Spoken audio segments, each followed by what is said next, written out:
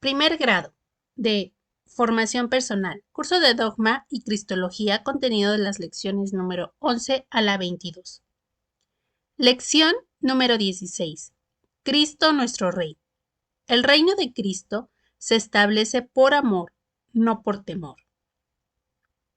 Siguiendo el estudio y reflexión de la persona de Cristo, lo hemos contemplado como nuestro Maestro. En su función de magisterio, Cristo cumple con la misión que le fue conferida por el Padre y con referencia a la realización de la promesa de nuestra salvación. Cristo realizó su magisterio de dos maneras. Por medio de la palabra, esto es, por el querigma, y por medio del ejemplo o testimonio. Todo el que se dedica a la enseñanza necesita ser autorizado para hacerlo, excepto Dios, fuente de todo conocimiento. Cristo no solo fue autorizado por el Padre para enseñar, sino que fue enviado por el Padre a enseñarnos el camino de nuestra salvación, por la práctica de la religión y la moral cristiana. Pero la autoridad de que el Padre invistió a su Hijo no quedó limitada a la de enseñar, sino que plugó al Padre dotarle de toda potestad, y así Él lo afirma. Lo vemos en el relato del Evangelio de Mateo, capítulo 28, versículo 18, donde nos afirma: Jesús se acercó a ellos, los apóstoles, y les habló así: Me ha sido dado todo poder en el cielo y en la tierra. Palabra de Dios, te alabamos, Señor. San Pedro afirmó de manera solemne a los judíos el día de Pentecostés una enseñanza que merece una profunda reflexión. Así lo vemos en el libro de los Hechos de los Apóstoles, capítulo 2, versículo 36, donde dice: Sepa, pues, con certeza toda la casa de Israel, que Dios ha constituido Señor y Cristo a este Jesús, a quien vosotros habéis crucificado. Palabra de Dios, te alabamos, Señor. Vemos que la palabra Señor, aunque estamos acostumbrados a emplear esta palabra como un simple tratamiento social, su significado original es con mucho más amplio, pues significa dueño, dominador. Así lo que San Pedro quiere decir es que el Padre ha dado a Jesús el dominio y la propiedad de todas las cosas. La palabra Cristo es la persona que ha sido escogida por Dios para desempeñar una función especial y la que se le asigna la potestad de ejercer dicha función, señalándola entre los demás del pueblo o comunidad por medio de un signo llamado unción o crisma. A los sacerdotes y a los reyes se les hace la unción, se les unge, por medio de un aceite especial. La unción puede ir acompañada de otros signos, por ejemplo, el corte de pelo, alguna vestidura o prenda, alguna corona y otra señal distintiva por la que los demás distingan que ese está ejerciendo una función de servicio para que acudan a él para ser servidos por él. Por tanto, Cristo no es originalmente un nombre, sino un empleo, y así correctamente se dice que Jesús es el Cristo, es decir, Jesús, el escogido, el señalado, el consagrado. Razonando entonces, procediendo con lógica, podemos decir: sí, Cristo es el Señor de todas las cosas, cuanto existe le pertenece, puesto que en eso consiste el dominio, el señorío. Y así es, tal como nos lo enseña San Pablo en su carta a los Colosenses capítulo 1 versículos 15-16, donde nos relata: Él es la imagen de Dios invisible, primogénito de toda la creación, porque en Él fueron creadas todas las cosas, en los cielos y en la tierra, las visibles y las invisibles, los tronos, las dominaciones, los principados, las potestades. Todo fue creado por Él y para Él. El autor de la carta a los Hebreos lo asienta así en su capítulo 1, versículos 2 al 3. En estos últimos tiempos nos ha hablado Dios por medio del Hijo, a quien instituyó heredero de todo, por quien también hizo los mundos, el cual, siendo resplandor de su gloria e impronta de su sustancia, y el que sostiene todo con su palabra poderosa. Palabra de Dios. Te alabamos, Señor. Entre los antiguos se tuvo el concepto más estricto de la realeza. El rey es dueño de todas las cosas de la vida y propiedad de sus vasallos. Gobierna con poder absoluto y su palabra es la ley para el pueblo. El derecho del rey es de origen divino. Su persona es sagrada y su función queda colocada entre la divinidad y el pueblo como un intermediario. En Israel, sin embargo, el pueblo tiene derecho de aclamación. El heredero ha de pasar por el momento de la aceptación que el pueblo manifiesta aclamándolo, pudiendo también rechazarlo. Es la única oportunidad de usar la soberanía popular, pues luego la sujeción es total. Hay varias formas de obtener el trono. La más fácil y común es por herencia, generalmente de padre a hijo. Una segunda manera es por aclamación popular, cuando el pueblo mismo decide o ratifica la designación. Una tercera forma es por designación divina, la cual ya vimos en la lección número 8, primero en favor de Saúl y después de David. En cuarto lugar, cuando una persona que ya antes gobernaba con otro título se atreve a darse título de rey. Puede ser que el pueblo lo acepte o lo tolere, y entonces esta actitud hace legítima su realeza. Igual que con la aclamación. Un quinto modo de llegar a ser rey es por derecho de conquista. Caso de los personajes que la historia llama conquistadores, quienes llegando del extranjero toman el poder por la fuerza. Del mismo modo, legitimarán el título de rey o no, según el pueblo los tolere o los rechace. La sexta vía es por golpe de Estado o rebelión contra la autoridad constituida. En los dos últimos casos, los antiguos llamaron a los audaces usurpadores tiranos, no porque gobernaran tiránicamente, en forma caprichosa o despótica, sino solo para significar que el pueblo no se los pudiera sacudir, ni habían sido elegidos, ni habían logrado ser aceptados por él. Muchos tiranos resultaron buenos gobernantes, pero jamás consiguieron legitimarse. En Israel y Judá, el rey es el lugarteniente e hijo adoptivo de Yahvé, y así se ocupa de hacer que reine en el pueblo la justicia. Favorece el culto de Yahvé y como cabeza del pueblo elegido, en ocasiones desempeñará funciones sacerdotales como Salomón, con ocasión de la consagración del templo. Por la unción, el rey es un Cristo, es personaje sagrado y sin ser divinizado como ocurre entre los paganos, es hijo adoptivo de Dios. Aunque lo es por herencia o sucesión dinástica en Judá, todo rey deberá ser aclamado y consagrado antes de ser coronado y comenzar a ejercer sus funciones, y la adopción de Yahvé se renovará por la entronización. Así se conjuntan la sucesión hereditaria y la adopción divina, la aceptación popular y la elección de Dios sobre el nuevo rey. En Israel, la realeza tiene una función de servicio y así se define por los últimos profetas Miqueas, Isaías, Jeremías y Oseas. Pero es Ezequiel quien compara al rey con el pastor, guía del pueblo de Dios. Más aún, el rey es el salvador que libra al pueblo de sus enemigos, quien al exterior le dará la victoria, en tanto que al interior hará que impere la justicia por medio de sabias leyes, mientras de lejos vigila la reglamentación y función del culto. Jesús es real y verdaderamente el Rey de Israel, de toda la humanidad y de toda la creación, y lo es por 4 vías. La primera de ellas, por herencia.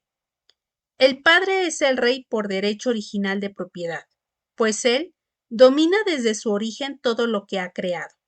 El Padre ha dado en herencia a su Hijo el universo entero. Así nos lo narra el Salmo número 2, versículos del 7 al 9, donde nos dice: Voy a anunciar el decreto de Yahvé. Él me ha dicho: Tú eres mi hijo. Yo te he engendrado hoy. Pídeme y te daré en herencia las naciones, en propiedad los confines de la tierra. Con cetro de hierro los quebrantarás como vaso de alfarero. Palabra de Dios. Te alabamos, Señor. Aquí se nos da como figura de la realeza el cetro y del poder el vaso de barro del alfarero que nada resiste. La segunda vía es por designación de Dios. Jesús fue elegido por el Padre desde la eternidad para gobernar a todos los pueblos de la tierra y para dominar sobre todos los reyes. Así nos lo narra el profeta Isaías en su capítulo 42, versículo 1. He aquí mi siervo, a quien yo sostengo, mi elegido, en quien se complace mi alma. He puesto mi espíritu sobre él. Dictará ley a las naciones. Palabra de Dios. Te alabamos, Señor. La tercera vía es por aclamación popular. El mismo pueblo de Israel en varias ocasiones quiso hacer rey a Jesús y él prefirió huir para evitarlo. Pero el domingo que llamamos de Ramos o de Palmas, unos días antes de su pasión, él voluntariamente se prestó para ser proclamado y que tampoco esta forma de legitimidad de su reino faltara. Así nos lo narra Zacarías en su capítulo 9, versículo 9, donde nos dice: Al día siguiente, al enterarse la numerosa muchedumbre que había llegado para la fiesta, de que Jesús se dirigía a Jerusalén, tomaron ramas de palmera y salieron a su encuentro gritando: Hosana, bendito el que viene en nombre del Señor y el Rey de Israel. Jesús, habiendo encontrado un borriquillo, se montó en él. Según está escrito: No temas, hija de Sión, mira que viene tu rey montado en un pollino de asna. Palabra de Dios, te alabamos, Señor. Y la cuarta vía es por derecho de conquista. La realeza de Cristo es legítima, además por derecho de conquistador. Efectivamente, habiendo sido esclavizado el mundo, y en particular el hombre, por el poder del demonio, una lucha de reconquista se ha entablado entre la luz y las tinieblas, entre el bien y el mal. Y así nos dice San Pablo en su carta a los Hebreos, capítulo 10, versículo 32. Traed a la memoria los días pasados, en que después de ser iluminados, hubisteis de soportar un duro y doloroso combate. Palabra de Dios. Te alabamos, Señor. Esta lucha se ha decidido en nuestro favor por Cristo, el cual nos rescató del poder de Satanás por medio de su sangre. Así nos lo narra San Juan en el Apocalipsis capítulo 5, versículo 9, donde nos narra: Eres digno de tomar el libro y abrir sus sellos, porque fuiste degollado y compraste para Dios con tu sangre hombres de toda raza, lengua, pueblo y nación. Palabra de Dios, te alabamos, Señor.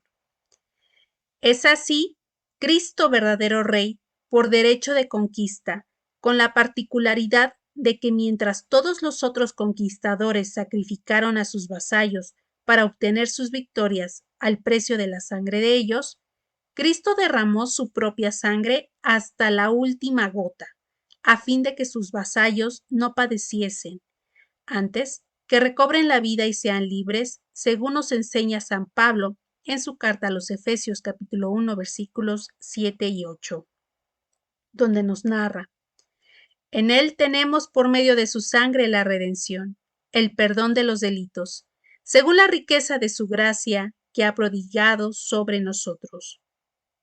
Palabra de Dios, te alabamos, Señor. Es así, Cristo, el Rey que conquistó a su pueblo, no por medio de la sangre de sus súbditos, sino por la suya propia.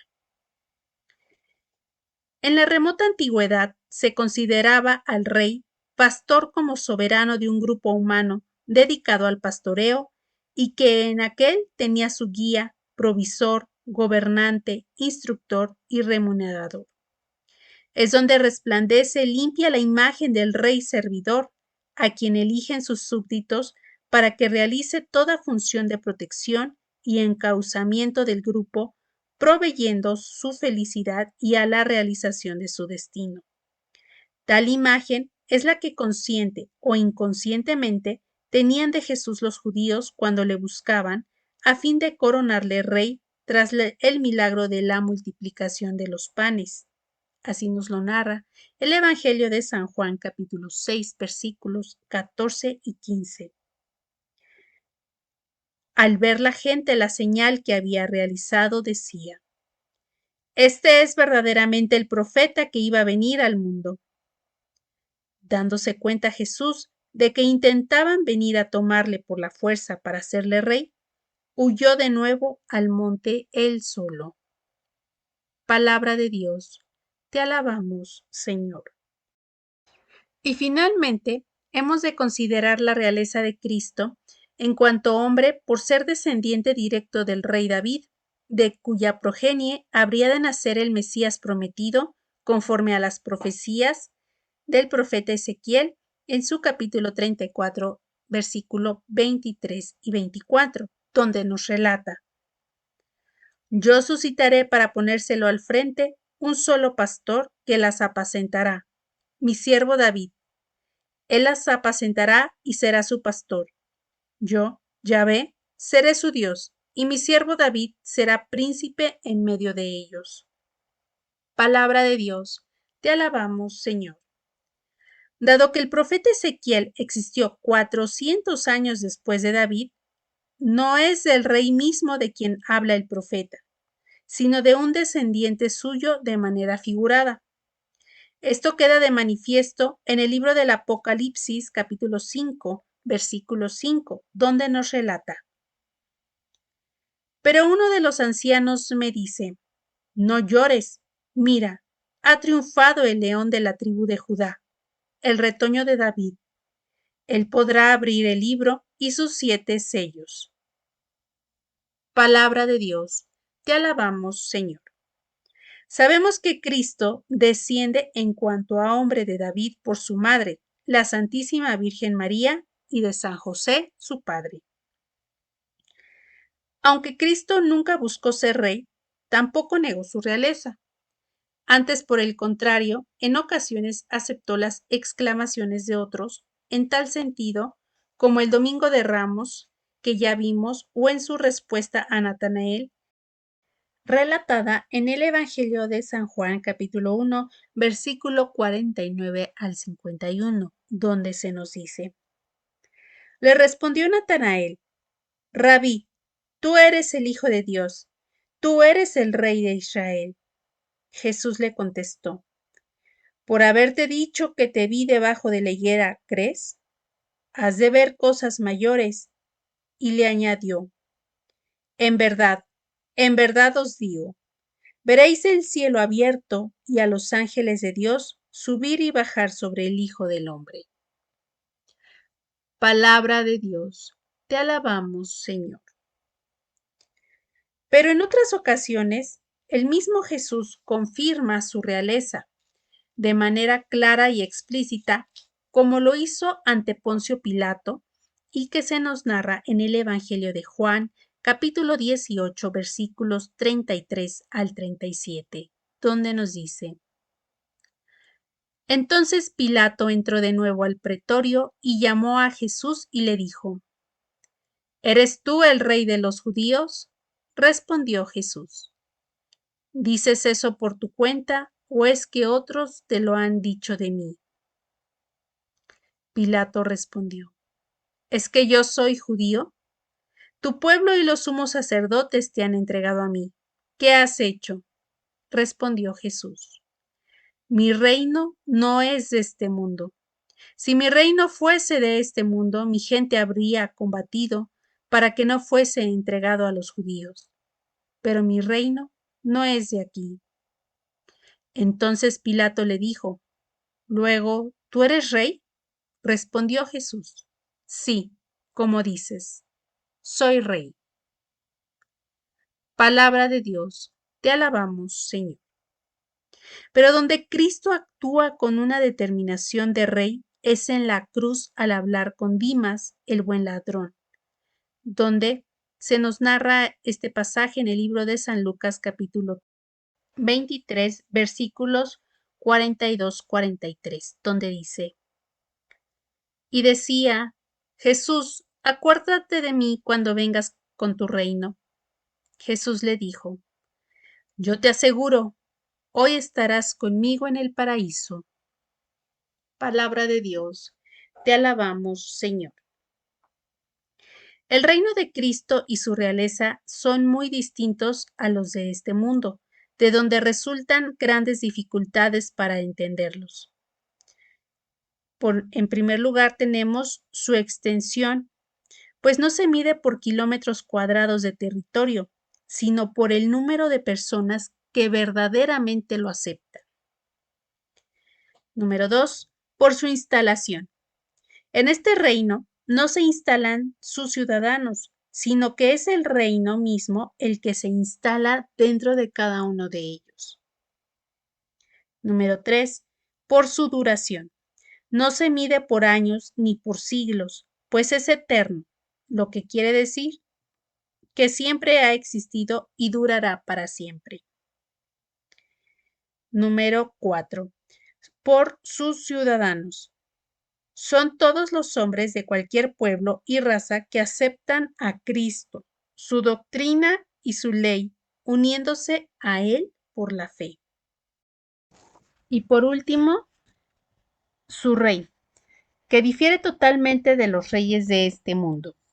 Así lo vemos en el Salmo número 72, versículos del 4 al 14, donde dice: Él hará justicia a los humildes del pueblo, salvará a los hijos de los pobres y aplastará al opresor. Durará tanto como el sol, como la luna, de edad en edad. Caerá como lluvia en el retoño, como el rocío que humedece la tierra. En sus días florecerá la justicia y dilatada paz hasta que no haya luna. Dominará de mar en mar desde el río hasta los confines de la tierra. Ante él se doblará la bestia, sus enemigos morderán el polvo. Los reyes de Tarsis y las islas traerán tributo. Los reyes de Sabá y de Sebá pagarán impuestos. Todos los reyes se postrarán ante él, le servirán todas las naciones, porque él librará al pobre suplicante, al desdichado y al que nadie ampara. Se apiadará del débil y del pobre, el alma de los pobres salvará. De la opresión de la violencia rescatará su alma, su sangre será preciosa ante sus ojos.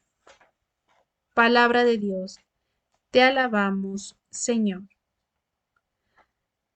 Así, la promesa de salvación tuvo el principio de su realización precisamente en el anuncio de que Jesús comenzó a hacer de su reino, invitando a los hombres a convertirse, indicando primero que el reino se acerca, proclamando después que el reino ha llegado y finalmente instruyendo que el reino se encuentra en su realización dentro de cada hombre.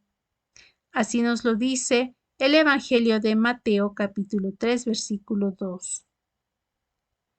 Convertíos, porque ha llegado el reino de los cielos. Asimismo, en el Evangelio de San Lucas capítulo 17 versículos 20 al 21.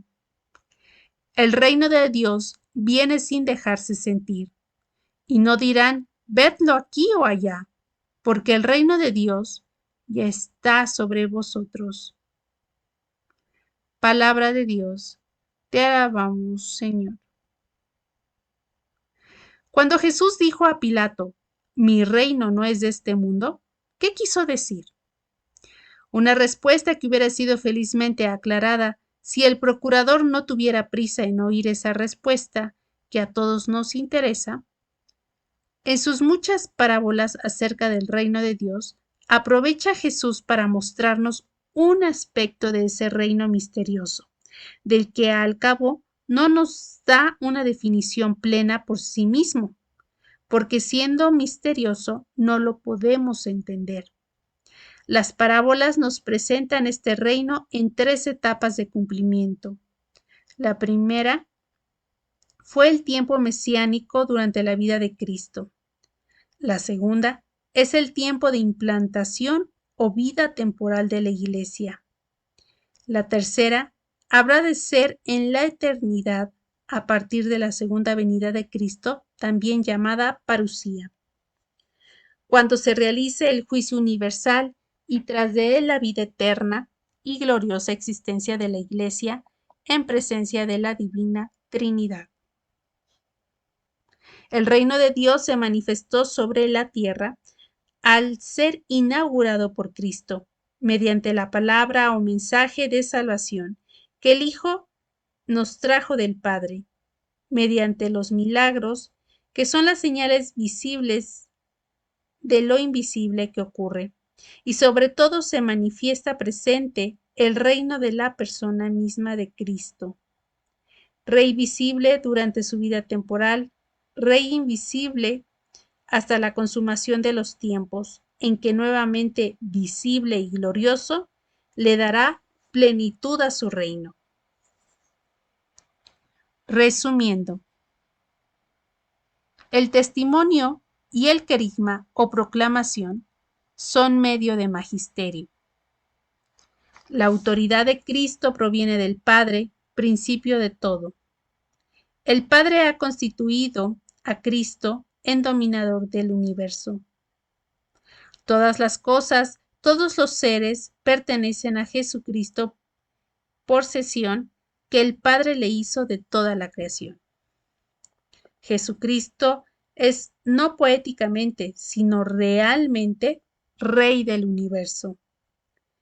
Lo es por herencia, por designio divino, por aclamación popular, por derecho de conquista y descendencia. Es un reino que se inaugura por Cristo para ser glorioso y eterno. Reflexiones personales. ¿Reconoces la autoridad de Cristo Rey como la única verdadera? ¿Eres tú vasallo real a tu Rey o existen traiciones secretas? ¿Serías capaz de seguir a tu Rey hasta las últimas consecuencias? ¿Qué haces por la difusión del reino de tu único Señor? Resolución. Señor y Rey mío Jesucristo, quiero servirte toda mi vida con entera fidelidad y hacer que te conozcan y se te ame. Amén. Y bueno, pues queridos hermanos, muchas gracias por estar aquí en esta lección escuchándola. Y bueno, pues vamos a ver un poquito de glosario. Palabra plugó. Cuando decimos que plugó al Padre, damos a entender que es un símbolo de placer, de agradar, de dar gusto, complacer, satisfacer. Entonces, cuando hablamos esto es de que le dio gusto al Padre regalarle o dotarle a Cristo toda potestad. Palabra unción o crisma. Dentro de nuestro contexto bíblico, la unción significa un rito de consagración y se realiza con un aceite, ya sea para denotar a personas, en este caso, pues reyes, sacerdotes, profetas. Por un lado, también se unge a objetos para un propósito santo, simbolizando la elección o la presencia del Espíritu de Dios. Y dedicándoles a un servicio especial, ¿verdad? Por ejemplo, podemos ungir vasos sagrados, podemos ungir el altar, de hecho se unge el altar cuando es un templo nuevo, donde se va a realizar el sacrificio, ¿no? O sea, es para denotarle un significado más sagrado. En este caso hablamos del ungido o se le transmite la unción a una persona y en este caso pues el ungido de Dios pues es Jesucristo. Palabra tiranos o tirano. Pues es aquella persona que obtiene contra derecho el gobierno de un estado, especialmente si lo rige sin justicia o a medida de su voluntad, ¿no? También podemos pensar que un tirano es aquella persona que abusa de su poder, de su superioridad o de su fuerza en cualquier concepto o materia que simplemente del que impone ese poder, ¿no? Y lo hace pues en un grado extraordinario, ¿no? Entonces, es aquella persona que en este caso, cuando estamos denotando que es una forma de tener el gobierno de un pueblo, pues ahora sí que abusa de su fuerza, se implanta y bueno, puede ser un buen gobernante en algunos casos, muy pocos, ¿verdad? Pero generalmente, pues cuando hablamos de un tirano lo vemos como algo malo, que abusa de su poder, de su fuerza y bueno, pues a esto se denota. Palabra entronización. Eh, es el efecto de entronizar, o sea, este es el verbo, y significa poner en un lugar especial algo, ¿no? Poner en el trono a alguien. En este caso, bueno, pues entronizamos al Sagrado Corazón de Jesús, poniéndolo como en un alto grado. Podemos entronizar alguna imagen, y bueno, pues lo que más debemos entronizar, pues es a Cristo en nuestras vidas, ¿no? O sea, dedicarle un espacio en específico y darle culto ahí, ¿no? Últimamente, pues lo entronizamos más a las imágenes y sobre todo, por ejemplo, pues puede ser en el templo o también en algún hogar, ¿no? Entronizar alguna imagen, o sea, designarle un espacio específicamente a esa imagen y dedicársela, ¿no? De tal manera que puede ser accesible. Y aparte, pues digamos que es su lugar y muy en específico. Eh, lo puedes hacer por medio de una oración. También el Padre puede entronizar el espacio, bendiciéndolo especialmente para ese lugar. Palabra parucía. Nos refiere al advenimiento glorioso de Jesucristo al fin de los tiempos, es decir, su segunda venida, la cual estamos esperando, en la cual pues va a ser el fin de los tiempos, el juicio final, lo que llamamos la escatología, que es el estudio del final de los tiempos. Entonces, pues, así como en la misa decimos, ¿no? Anunciamos tu muerte, proclamamos tu resurrección. Ven, Señor Jesús. Entonces, los cristianos estamos implorando la segunda venida de Jesucristo, que nos marcará la vida definitiva del cristiano y la salvación o la condenación eterna en el juicio final. Veamos ahora nuestro cuestionario. Pregunta número 1. ¿Quién ha constituido a Cristo soberano del universo y cómo lo constituyó? Pregunta número 2. Indica cómo es Cristo Rey por herencia y cómo por descendencia. Pregunta número 3. ¿Qué diferencia hay entre Cristo y los demás conquistadores del mundo en la forma de conquistar? Pregunta número 4.